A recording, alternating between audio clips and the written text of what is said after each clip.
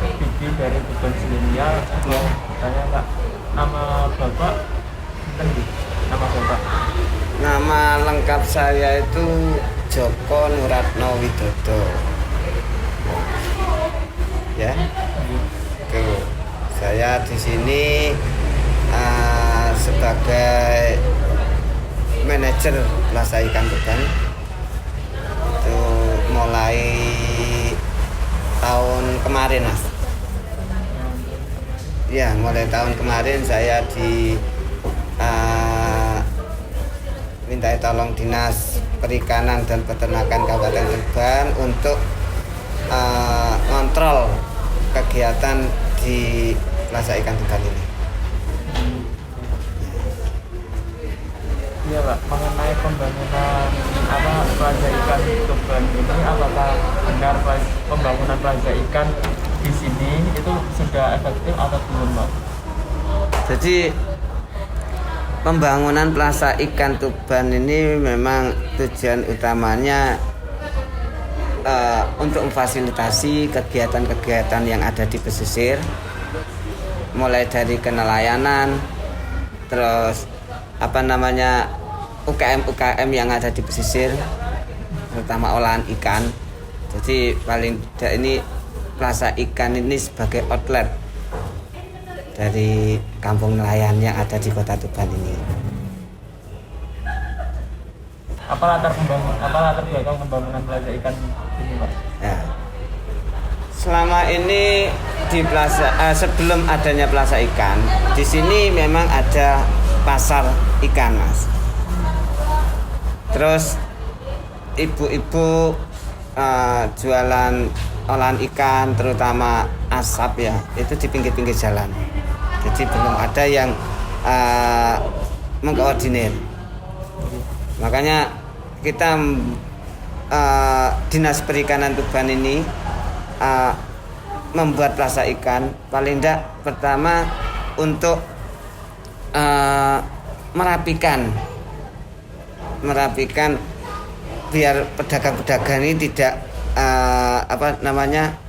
di pinggir-pinggir jalan, mungkin nanti bikin kemacetan apa. Terus kegiatan-kegiatan kemasyarakatan di kampung pesisir bisa diorganisir. Jadi semuanya terpusat di sini. Ya, terutama di sini juga ada TPI terpadu, Mas. Jadi nelayan-nelayan bisa memasukkan hasil lautnya di sini. Terus di sini juga ada berbagai macam perdagangan, mulai ikan asap, ikan segar, olahan ikan juga ada di sini. Nah, mungkin untuk sementara memang untuk yang kegiatan di atas, mulai food courtnya, terus kafenya kita upcome mulai adanya ini pandemi.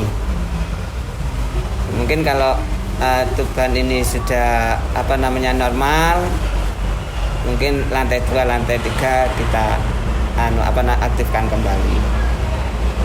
Itu, Mas. Oh iya Pak, mengenai penjualan ikan asap yang ada di depan sini, emang penjualannya di dekat trotoar sini Pak, atau sebelumnya di dalam sini, di dalam Plaza Ikan ini? Jadi kita kan namanya mengubah pola pikir masyarakat ini memang pelan-pelan, Mas. Mulai dari yang di pinggir-pinggir jalan mengganggu lalu lintas, kita masukkan ke sini. Habis itu mungkin karena sudah kebiasaan, masih di trotoar. Terus itu sama Dinas Perikanan dibuatkan kanopi ini baru aja selesai. Kita mau masukkan pedagang, keburu ada PPKM. PPKM kan baru berakhir kemarin ya. Jadi mungkin minggu depan mungkin kita mengkondisikan pedagang. Kalau kemarin setelah kanopi jadi kita langsung mengkondisikan, mungkin kita kurang tepat waktunya. karena posisinya sepi, terus kita kondisikan pedagang, jadi kita walaupun kita punya misi, paling tidak pelaksanaannya itu harus sefleksibel mungkin, jadi tidak sampai pedagang-pedagang itu tidak sampai kebingungan gitu. Jadi setelah PPKM nanti rencananya mau pedagang itu masuk semua, pedagang masuk semua, pokoknya di area kanopi untuk yang asap. Kalau ikan segar tetap, TPI tetap. Nah terus di sini depan minimarket ini steril khusus area parkir. Jadi kita harus memenuhi amdalalinya karena ini bangunan lantai 3, paling enggak persyaratan amdalanin harus terpenuhi. Oh iya. Kalau boleh tahu dulu biayanya pembangunan pinten ya Pak? Kan ini ada 3 lantai. Iya. Kalau masalah rincinya mungkin Dinas Perikanan yang tahu. Karena saya mimpin Plaza Ikan ini mungkin baru tahun kemarin. Plaza Ikan ini diresmikan oleh Bapak Bupati mungkin awal 2019. Memang sebelum jadi Plaza Ikan pun memang kita sudah sering berkecimpung di sini. Cuma saya kan bukan orang struktural, saya kan memang kegiatannya kemasyarakatan. Jadi secara formal saya ngontrol di sini mulai tahun kemarin. Jadi untuk detail anggaran berapa mungkin Dinas Perikanan yang tahu. Jenengan bisa bertanya langsung berapa biaya pembangunannya Plaza Ikan Tuban ini. Kok saya dengar itu di berita sampai 6 miliar gitu, itu bener loh? Kita kurang tahu Mbak. Karena cuma operasionalnya aja ya Pak ya. Kalau mulai awal sampai yang saya tahu itu ini jadi 2 tahap kalau tidak salah, itu aja. Jadi berapa anggarannya pun kita juga tidak tahu. Karena mungkin dari Pemda kan terutama Dinas Perikanan mungkin kan banyak yang ditangani, tidak hanya Plaza Ikan saja. Jadi 1 tahun mungkin yang bisa masuk untuk pembangunan Plaza Ikan mungkin sudah semuanya, makanya dibuat 2 tahap. Masalah rincinya kita belum tidak tahu gitu Pak. Ya. Tapi kan ini ada yang di lantai 2 kan ada food court ya Pak ya. Yeah. Ada 3 ada kafe. Sebelumnya pandemi ini emang proses operasionalnya itu emang efektif gitu nggak Pak? Kayak ada yang datang terus optimal gitu nggak? Sesuai dengan ekspektasi di awal gitu. Iya, jadi makanya setelah peresmian ini yang operasionalkan ini kan ada pihak ketiga. Pihak ketiga. Jadi itu yang yang mengoperasikan karena berarti bukan dari dinas ya Pak, tapi dari swasta. Ya waktu pertama, walaupun sekarang pun mungkin saya bukan orang swasta, tapi saya ini hanya mengisi kekosongan saja. Karena kalau pihak ketiga saya ya biayanya berapa untuk mengoperasikan 3 lantai ini. Jadi ya karena masa-masa pandemi ini Pak, memang serba sulit. Jadi selama masa kosongan ini saya yang mantau, saya yang kontrol. Nanti di saat sudah normal pasti ada penunjukan pihak ketiga lagi. Karena dinas tidak ada namanya dana operasional Plaza Ikan. Ada mungkin kalau emergensi mungkin bisa, tapi kalau tiap bulannya ya tidak ada, ya mungkin pihak ketiga. Jadi dinas itu cuma memantau aja, terus kayak biaya operasional dan lain-lain itu dari pihak ketiga itu ya Pak? Iya, cuma kan misinya dinas ini bagaimana masyarakat ini bisa berkembang terus dengan kegiatan-kegiatan yang ada di Plaza Ikan ini. Nah, terutama ini yang olahan ikan sama kenelayanan. Mungkin kalau soalnya kalau lantai pertama, lantai dasar ini memang mayoritas ini kemasyarakatan. Tapi kalau lantai 2, lantai 3 kan profesional ya. Gak bisa kalau tidak profesional susah mengoperasikan kayak food court, cafe. Kalau di sini mungkin misalnya kayak paguyuban nelayan, terus UKM kan ada UKM di bawah naungan Dinas Perikanan namanya Poklaksar, kelompok pengolah dan pemasar. Nah, ini banyak di sini. Terus ini juga kita mau membuat paguyuban pedagang-pedagang. Ini kan kemasyarakatan. Mungkin dinas masih nimbrung. Sering memfasilitasi untuk kegiatan kemasyarakatan. Tapi kalau lantai 2, lantai 3 kan profesional. Jadi beda ya Pak yang ngelola, yang konsep dan lain-lain. Mungkin beda Mbak. Mungkin beda soalnya biayanya luar biasa. Kalau di sini kayak pedagang asap, kita sering kita sering berusaha memfasilitasi ke dinas kayak pedagang-pedagang, terus TPI juga kita juga mengelola es flag ini es untuk nimbun ikan, ini bantuan dari Kementerian Kelautan. Jadi ya sifatnya kemasyarakatan. Jadi mungkin secara otodidak mungkin bisa. Yang penting dinas tinggal mengarahkan saja. Itu yang khusus lantai bawah. Termasuk ini olahan ikan ini di samping UKM di pesisir, ini kan juga UKM di Kabupaten Tuban. Saya kan juga masuk di UKM Tuban juga. Cuma kalau UKM Tuban ini kan di bawah naungan Koperindak. Tapi kalau yang murni di bawah Dinas Perikanan itu namanya Poklaksar, lain artinya. Walaupun pelakunya hampir sama ya, tapi induknya lain.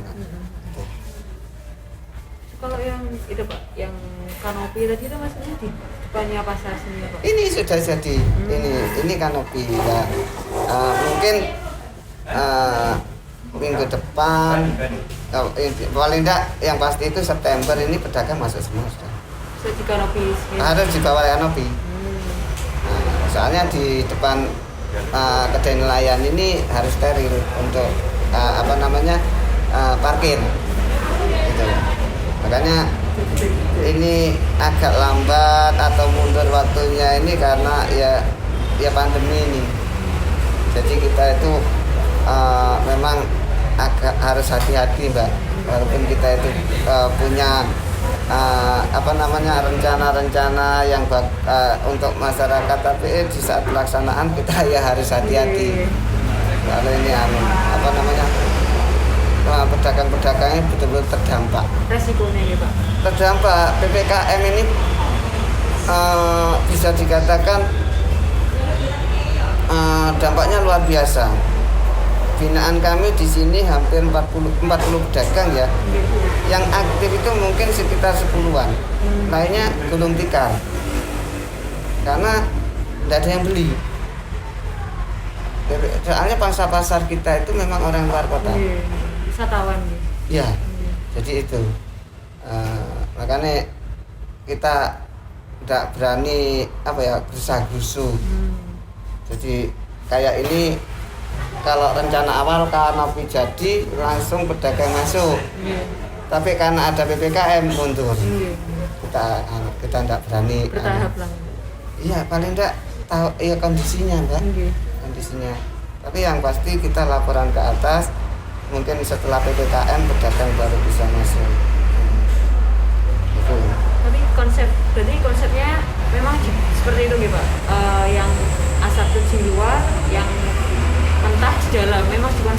dari awal nih Pak? Dari awal itu konsepnya itu sebenarnya asap itu di dalam, di ruangan paling timur.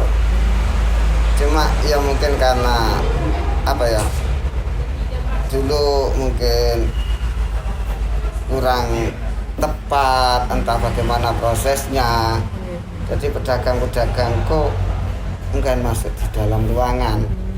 Sepi dia mungkin Pak? Bukan sepi, namanya asap itu pertama dari total pedagang yang mau masuk sama ruangan yang ada itu kurang memadai, dempet-dempetan. Nggih, sebenarnya Pak. Nah, makanya nggak masuk. Nggih. Terus pedagang sudah terbiasa di pinggir jalan, makanya kan apa ya, memang harus untuk mengubah pola pikir itu nggak bisa langsung Mbak, apalagi yaitu ini nyangkut kebiasaan. Jadi sedikit demi sedikit paling enggak pedagang-pedagang ini bisa terkondisikan, terus enggak semrawut kayak dulu-dulu sebelum ada Plaza Ikan. Tapi yang di lantai satu bagian dalam ini nggih beroperasi dengan baik Pak? Yang mana?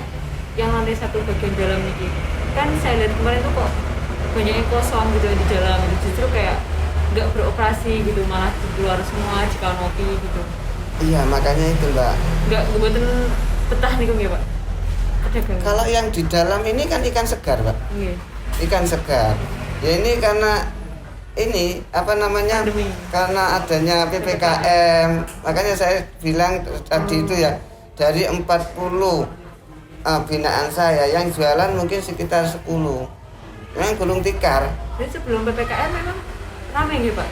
Nah. Yang seger, pedagang seger. Yang segar itu ya lumayan Mbak, apalagi di sini memang sebelum ada Plaza Ikan memang sudah ada pasar ikan. Nah, jadi mungkin Mbak mungkin SD atau SMP ya, lewat sini bangunannya jelek, Nggih. tapi tiap sore rame, itu pasar ikan. Nah, terus dibuat Plaza Ikan ya, ini ya orang-orangnya ya masih tetap. Jadi itu ya namanya ramendaknya itu gak mesti, tapi yang itu 1 minggu biasa rame Pak. Nah, sebelum corona itu, ya mungkin ya 2 tahunan hampir 2 tahun ya. Hampir setahun gitu. Jadi memang beroperasi, tapi gara-gara PPKM ini malah justru Iya. banyak yang gulung tikar gitu Pak. Iya memang betul, soalnya dampaknya luar biasa karena pangsa pasar kita itu memang luar kota. Lain kalau pasar tradisional loh Mbak. Misalnya ada penyekatan di Hulu ya, ini biasanya kan orang Jakarta mau ke Surabaya lewat sini ya, mampir sini ya. Pasar-pasar kita itu mayoritas di situ. Dengan adanya corona otomatis ya terdampak. Tapi yang paling parah PPKM kemarin, luar biasa. Nah, jadi ikan ini sampai banyak yang dibuang. Karena berapa hari tidak laku kan sudah busuk. Itu entah ikan segar, ikan asap. Jadi itu yang bikin masyarakat itu sedih. Kita yang bisa mencarikan bantuan ya.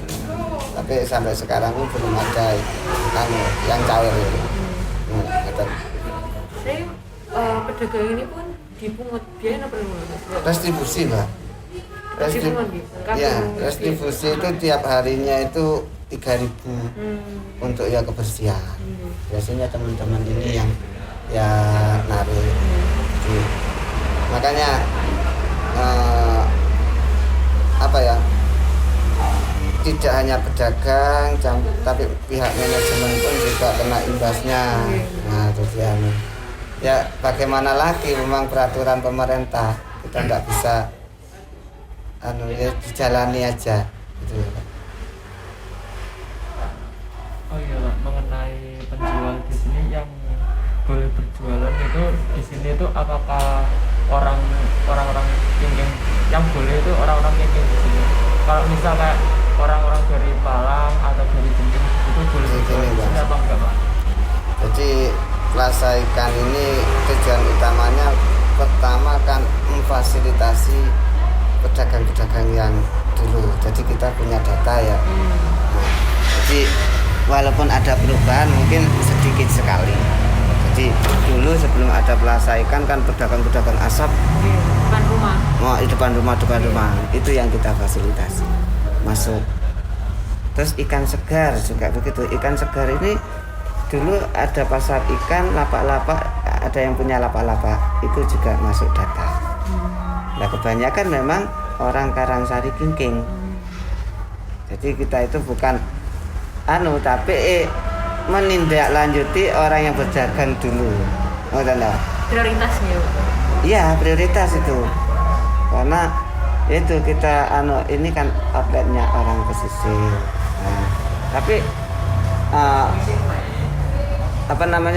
ada beberapa pedagang mungkin yang jadi tambahan. Itu biasanya kayak yang jualan nasi. Nah, kayak itu. Nah, itu orang-orang mungkin baru buatan itu ya bukan orang sini juga. Jadi itu cuma yang kita prioritaskan karena ini namanya aja Plaza Ikan ya paling tidak yang berhubungan dengan olahan ikan. Jadi ya itu kebanyakan memang orang Karangsari sama Kingking, bukan karena kita tapi melanjutkan data-data yang dulu. Tapi yang pengen nuntut mereka kan sakit nggak Pak? Wong Palang jadi kan toh diprioritaskan aja mereka. Kalau sekarang ini mungkin agak susah. Agak susahnya bukan apa, ini kan lapak sudah penuh. Ini karena kita belum menata, jadi kelihatan masih acak-acakan. Kalau sudah ada data kita ada. Makanya mungkin September mungkin jenengan bisa lihat. Jadi pedagang-pedagang lapak-lapaknya. Nah, kita hanya menunggu selama ini kan PPKM berakhir karena fasilitas sudah ada kanopi ini gitu loh. Nah, jadi ya tinggal tunggu waktu saja. Data-data kita sudah ada. Yang mungkin cekap semanten demikian Pak pertanyaan yang itu napa-napa. Kita kan emang tujuannya wawancara ini kagum pengen tahu aja teman sebagai orang Tuban. Iya, enggak apa-apa. Tapi kalau misalnya pengen ke atas itu sakit ya Pak? Bersani ke atas. Kotor, Mbak.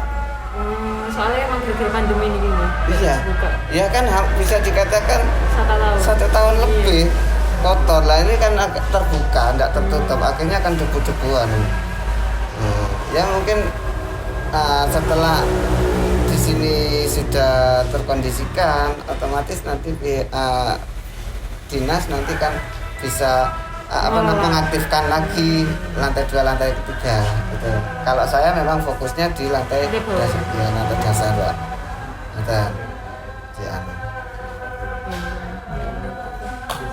Ya baik Pak, terima kasih Pak. Sebelumnya mohon maaf apabila dari kami ada kesalahan kata baik Iya, enggak apa-apa. saja dalam wawancara ini Pak. Ada sebelumnya Matur nuwun ya. Iya. Pak. Iya. Kemarin kesini juga